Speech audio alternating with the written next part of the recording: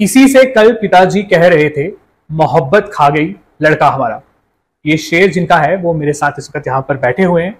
खूब ये शेर इस वक्त इंस्टाग्राम पे वायरल हो रहा है। कई लोगों ने पहचान भी लिया होगा ये कौन है। मैं आपको बता दूं कि अगर इस वक्त आप इंस्टाग्राम खोलेंगे और रील्स देखेंगे तो रील्स पे सबसे ज्यादा वायरल होने वाले शायर इस वक्त मेरे साथ है। None other than Kaushal Duneria is in the house. Kaushal, पहले तो बहुत बहुत स्वागत है, टाइम देने के लिए बहुत बहुत शुक्रिया। लोकल 18 नेटवर्क 18 न्यूज 18 में बहुत बहुत स्वागत। बहुत शुक्रिया सर। कैसा चल रहा है, मिजाज कैसे है, जिंदगी कैसी चल रही है फिलहाल वायरल होने के बाद? बहुत अच्छी चल रही है और लोग इतना पसंद कर रहे हैं, इतना प्यार दे रहे हैं। मैंने तो कभी सोचा नहीं था, लेकिन अब जब मिल रहा है तो बहुत अच्छा लग रहा है। मैं सोच रहा हूँ कि ऑडियंस के लिए पहले एक शायरी हो जाए, और मैं खासकर जो भी बहुत वायरल हो रही है जिसकी 2 लाइनें मैंने भी पढ़ी है, इसी को सुनाऊं, उसके बाद बाकी चीजों को भी टच करते हैं। जी मैं अर्ज करता हूँ। यहाँ तुम देखना रुतबा हमारा, यहाँ तुम देखना रुतबा हमारा, हमारी रेत है दरिया हमारा। किसी से कल पिताजी कह रहे थे, किसी से कल पिताजी कह रहे थे, मोहब्बत खा गई लड़का हमारा। ये जो शेर है इस समय काफी ज्यादा जो है वो इंस्टाग्राम पे ना वायरल हो रहा है। और खासकर मैं थोड़ा सा इसका बैकग्राउंड भी बता दूं।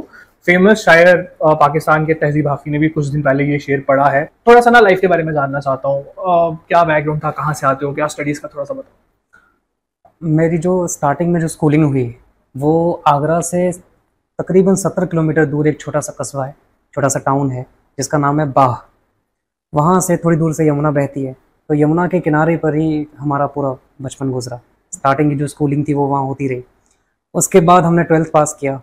फिर सुना जब स्कूल में वहाँ गांव में किसी सुना कि IIT की तैयारी की जाती है, उससे इंजीनियर बनते हैं, सब बनते हैं। तो हालांकि मेरा मैथ्स का बैकग्राउंड था, इस वजह से मैं IIT की प्रिपरेशन करने के लिए पहले आगरा गया और उसके बाद मैं फिर कोटा गया। लेकिन बोलते हैं किस्मत को कुछ और ही मंजूर था, IIT में मेरा सिलेक्शन नहीं हो पाया। उसके बाद मैं आगरा कॉलेज से बेसिक अपना मैंने ग्रेजुएशन कंप्लीट किया, फिर मैंने मास्टर्स की। उसके बाद फिर मैं पोस्ट ग्रेजुएशन मैंने हिस्ट्री से किया। और फिर पता नहीं ज़िंदगी के किस पड़ाव पर, किस मोड़ पर मैं शायरी की तरफ मेरा रुझान हो गया। और सिविल सर्विसेज की तैयारी भी मैं काफ़ी दिनों तक करता रहा, लेकिन फिर प्रॉपर मैं शायरी में ही आ गया और अभी मैं फ़िलहाल शायरी ही कर रहा हूँ। शायरी पहला शेर कब हुआ होगा? पहला शेर जो होता है ना, उसके कई सारे पैरामीटर्स होते हैं। उसकी वज़न होता है, उसके औज़ान होते हैं, बहर होती है। तो मैं लिख तो काफ़ी वक्त से रहा था और वहाँ पे मैं बस राइम पैटर्न्स को मैच कर रहा था। लेकिन अगर मैं कहूँ प्रॉपर तरीके से जो मैंने शायरी स्टार्ट की थी वो मैंने लॉकडाउन जब लगा ही लगा था, उस वक्त मैंने प्रॉपर मीटर में पहली गज़ल कह दी थी। प्रॉपर मीटर में पहली गज़ल तब कही थी। और कब लगा कि सोशल मीडिया पे अब सब जानते हैं आपको और इस वक्त आप वायरल हो? वो पहली वीडियो कौन सी थी और पहला शेर कौन सा था जो वायरल? अच्छा, सोशल मीडिया का क्या था कि मैं उस जिस वक्त मैं गज़लें कह भी रहा था या जब मैं ये सारी चीज़ें सीख रहा था, तो उस टाइम पे मैं UPSC की तैयारी कर रहा था। तो सोशल मीडिया से उस वक्त मैंने काफ़ी दूरी बनाई हुई थी। लेकिन फिर धीमे धीमे पता लगा कि टिकटॉक आया हुआ था, उसके बाद फिर इंस्टाग्राम ने रील सेक्शन स्टार्ट कर दिया। तब ये चीज़ देखा कि आर्टिस्ट के लिए ये जो प्लेटफॉर्म है वो बहुत ज़्यादा फ़ायदेमंद है और यहाँ से हम अपनी चीज़ों को ज़्यादा से ज़्यादा लोगों तक पहुँचा सकते हैं। जब मुझे ये चीज़ समझ में आई तो फिर मैंने जहाँ भी मेरे इवेंट्स होते थे वहाँ की जो वीडियोस होती थी उनको रिकॉर्ड करके इंस्टाग्राम पे पोस्ट करना स्टार्ट किया और जो धीमे धीमे फैलती गई।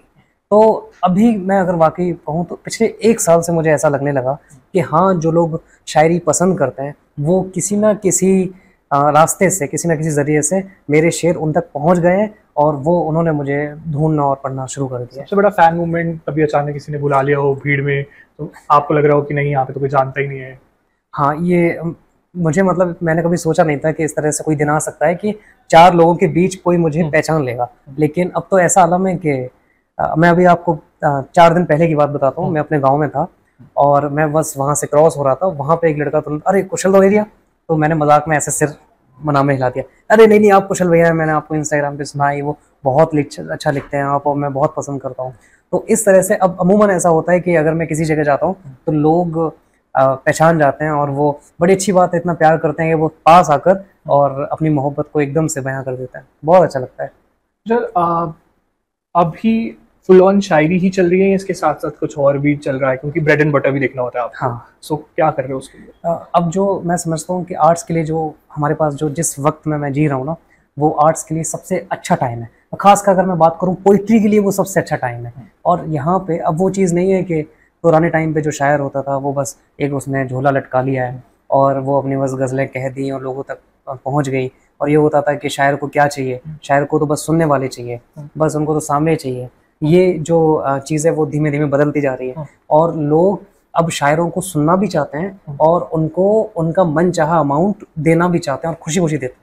तो अभी क्या है कि मैं प्रॉपर शायरी ही कर रहा हूँ। साथ में मैं कुछ पहले मैं इससे पहले पढ़ा रहा था, तो कुछ पेरेंट्स हैं जान पहचान के जिनके बच्चों को मैं अभी भी पढ़ा रहा हूँ। कहाँ पे पढ़ा रहे थे? हाँ, कहाँ पे पढ़ा? यहाँ दिल्ली के अंदर ही साकेत में जहाँ मैं रहता हूँ। लेकिन अभी ज़्यादातर वक्त मेरा जो है वो इवेंट्स में और मुशायरों में स्पेंड होता है जी। सो क्या अर्निंग हो रही है? क्योंकि बड़े सारे अभी इंस्पायरिंग जो है वो शायर है जिन्हें लगता है कि अभी भी शायरी जो है वो बहुत ड्राई है, इसमें पैसा नहीं है, फेम चाहे हो या हो, तो उनको एक फिगर देने के लिए ताकि वो थोड़े खुश रहें या फिर जब भी शायरी करने आए तो उनका दिमाग हो कि हम ब्रेड एंड बटर अर्न कर सकते हैं, सिर्फ इसलिए बताओ।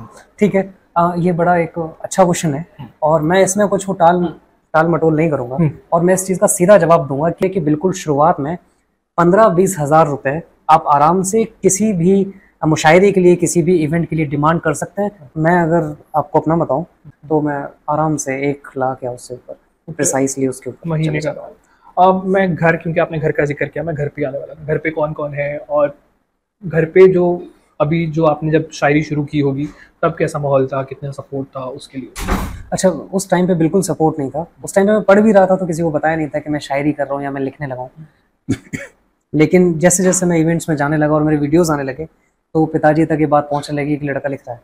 हालांकि उन्होंने हमेशा मुझसे कहा कि पहले पढ़ाई पे ध्यान दो, लेकिन उन्होंने कभी ये नहीं कहा कि शायरी बंद कर दो या मत जाओ या ये सब मत करो। वो हमेशा चाहते थे कि मैं एक अच्छी सी सरकारी नौकरी ले लूँ और उसके बाद जो भी करना चाहता हूँ वो मैं अपने दिल से करता रहूँ। लेकिन अब वो देखते हैं कि उनसे भी कई बार ऐसे लोग मिल जाते हैं जो मेरी तारीफ़ करते हैं या बोलते हैं आपका लड़का बहुत अच्छा कर रहा है, या किसी का फ़ोन आ जाएगा, अरे आप अपने लड़के से हमारे लड़के की बात करा दो, वो बहुत आपको बच्चे को पसंद करता है। तो अब उन्होंने क्या किया है कि वो मना करना उन्होंने कहीं जाने से छोड़ दिया है। और क्योंकि अब वो पे भी अच्छा मिलता है और पैसे मिलते हैं, तो इस वजह से अब उनका बिल्कुल दखल है नहीं।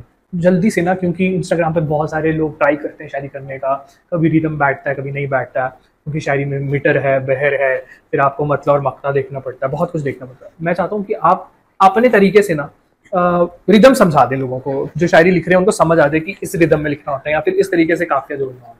अच्छा, इसके लिए बहर सिखाने के लिए मैंने यूट्यूब पे कुछ वीडियोस बनाए थे। हम जो शायरी करते हैं, जो पोइट्री करते हैं, उसके अंदर एक रिदम रहता है।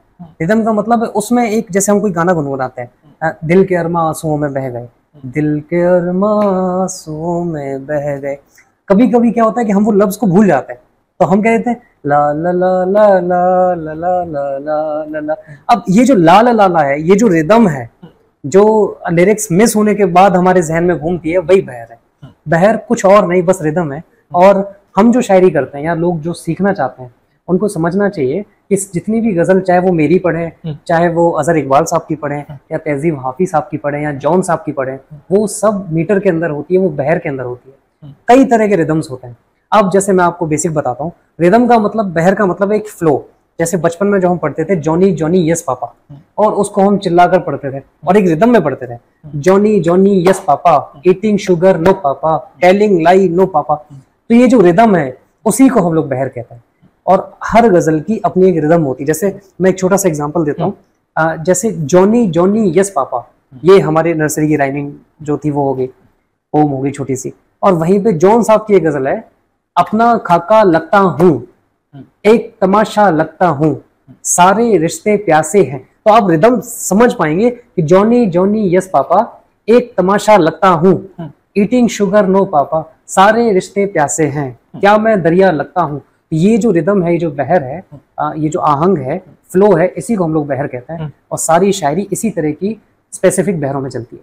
जाते जाते, क्योंकि मैं इंटरव्यू के एंड नोट्स पे पहुंच रहा हूँ, मैं चाहता हूँ कि कुछ जो बहुत फेमस है अभी, जो बहुत ताज़ा है, वो ऑडियंस के लिए, आपके फैंस के लिए सुना दें। जी, गजल ऐसे कि उसके 2 शेर हैं। हर तरफ चलता है कानून उसका, हर तरफ चलता है कानून उसका, दिल्ली उसी की है रंगून उसका, जिस्म से आ गई खुशबू उसकी, जिस्म से आ गई खुशबू उसकी, पीठ पर लग गया नाखून उसका। क्या बात है, ये थे कौशल दुनेरिया। ऐसी ही कुछ रिपोर्ट्स, ऐसी ही कुछ इंटरव्यूज देखने के लिए देखते रहे न्यूज़ 18 बाय गोवा।